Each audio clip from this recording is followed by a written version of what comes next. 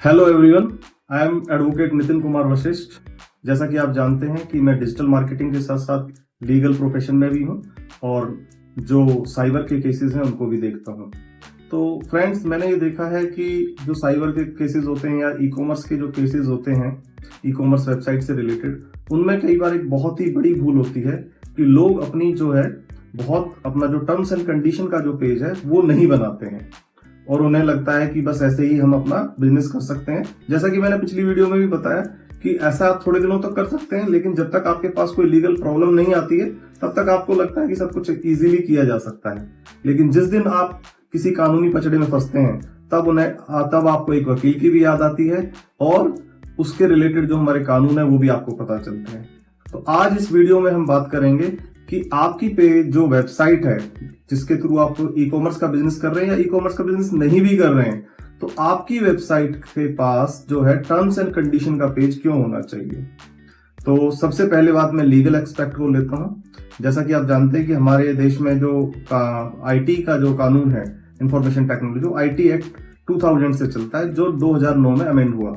तो IT act का जो 2000 का जो रूल नंबर 3 है वो कहता है कि जो भी बिजनेस ई कॉमर्स या ऑनलाइन बिजनेस करता है उसे अपनी वेबसाइट पर सारी चीजें, अपना privacy policy, terms and condition और जो जो चीजें हैं वो पूरी तरह से मेंशन करना चाहिए।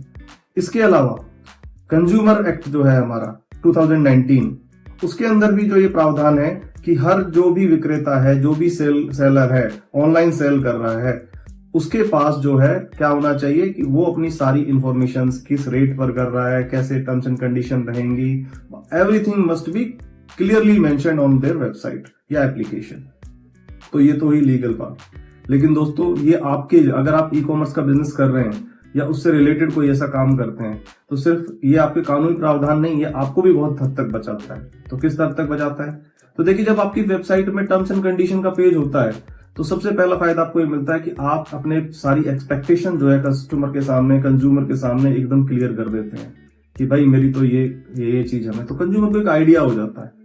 दूसरी बात यह है कि उसे बिल्कुल ये क्लियरली पता चल जाता है कि भाई मुझे क्या मिलने वाला है, कि क्या चीज मुझे पता चल जाती है। दूसरा है कि आपकी लायबिलिटी फिक्स हो जाती है कि भाई आप इस चीज के लायबल हैं। अभी एक मेरे जानकार हैं, उनका कपड़े का काम था और किसी ने उनसे 200 जो है साड़ीज ऑर्डर कर दी। अब 200 साड़ी ऑर्डर करने के बाद उन्होंने भेज दी और उन्होंने जो है उसको रिटर्न कर दिया। उन्होंने कहा कि आपकी तो उस टर्म्स एंड कंडीशन का पेज था नहीं और रिटर्न पॉलिसी बनाई हुई थी। तो टर्म्स एंड कंडीशन किस केसेस में जो है आप रिटर्न लेंगे, ये टर्म्स एंड कंडीशन का पेज ना होने की वजह से जो है उनको करीब 4 लाख का नुकसान हुआ। नहीं तो वो लीगल पचड़े में फंस जाते और उन्हें लेना पड़ा। तो ये आपको लीगली भी बचाता है। सबसे अच्छी बात ये है, आपकी जो लायबिलिटी है वो बिल्कुल क्लियर कर देता है। इसके अलावा आपकी रिफंड पॉलिसी को बिल्कुल क्लियर कर देता है कि आप किस तरीके से आपका रिफंड होगा।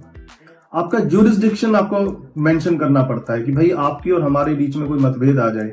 फॉर एग्जांपल, आप दिल्ली एनसीआर में रहते हैं, आपने डिलीवरी दी तमिलनाडु में दी या नॉर्थ ईस्ट में दी और उन्होंने आपके ऊपर वहां पर केस कर दिया, तो आप किस अदालत में जाकर के अपना केस लड़ेंगे?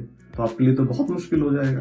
तो इसलिए टर्म्स एंड कंडीशन में आप ये बिल्कुल मेंशन करते हैं कि भाई आपके और हमारे बीच में कोई डिस्प्यूट आ जाए तो उसका कौन सी कोर्ट में, कहां पर आप हमारे खिलाफ जो है याचिका लगा सकते हैं।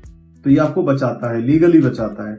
इसके अलावा क्या करता है कि आपका जो इंटेलेक्चुअल प्रॉपर्टी राइट्स है, कोई आपका ऐसा है किसी ने आपसे सामान लिया, वही आपका लोगो यूज कर रहा है, वही आपके प्रोडक्ट को यूज कर रहा है, तो आपको लीगली भी बचाता है। टर्म्स एंड कंडीशन का जो पेज है वो आपको लीगली भी आपको बचाता है। इसके अलावा जो इंटरनेट के कंप्लायंसेज हैं, डीपीडीपी एक्ट के कंप्लायंसेज हैं, वो भी टर्म्स एंड कंडीशन के थ्रू जो है वो भी आपको क्लियर होते हैं। इसके अलावा जो बहुत इंपॉर्टेंट है कि आपके पेमेंट के इश्यूज हैं कि भाई आपकी पेमेंट किस तरीके से ली जाएगी, उस पेमेंट में आप किस तरीके से, आप कितना पार्ट पहले रखेंगे, कितना बाद में रखेंगे। आपका और कंज्यूमर के बीच में जो कॉन्ट्रैक्ट है, देखिए कॉन्ट्रैक्ट कब होगा? कॉन्ट्रैक्ट सिर्फ कंज्यूमर के ऑर्डर करने से नहीं होगा, जब आप उसे मेल पर रिसीव करेंगे, कंफर्मेशन देंगे, तब जो है कॉन्ट्रैक्ट पूरा माना जाएगा। इसी तरीके से पेमेंट का डिस्प्यूट है कि पेमेंट किस तरीके से सॉर्ट आउट होंगे। तो आपको लीगली बहुत तरीके से आपको साउंड करता है, आपका बचाव करता है टर्म्स एंड कंडीशन का पेज। तो आज इस वीडियो में तो हम इतना ही बात करेंगे कि भाई किस तरीके से जो terms and why should you have, कि आपका टर्म्स एंड कंडीशन का जो पेज है आपकी वेबसाइट में होना चाहिए। और नेक्स्ट वीडियो में हम बात करेंगे कि आप किस तरीके से अपना टर्म्स एंड कंडीशन का जो पेज है उसको आप किस तरह से डिजाइन करें जो आपका बचाव करे। और इसी तरह की अगर आप लीगल कंसल्टेंसी चाहते हैं, ऑनलाइन कंसल्टेंसी चाहते हैं, इस तरह आप किसी केस में फंसे हुए हैं, तो आप इस चैनल को सब्सक्राइब करिए, आपको इन्फॉर्मेशन मिलेगी। Thanks for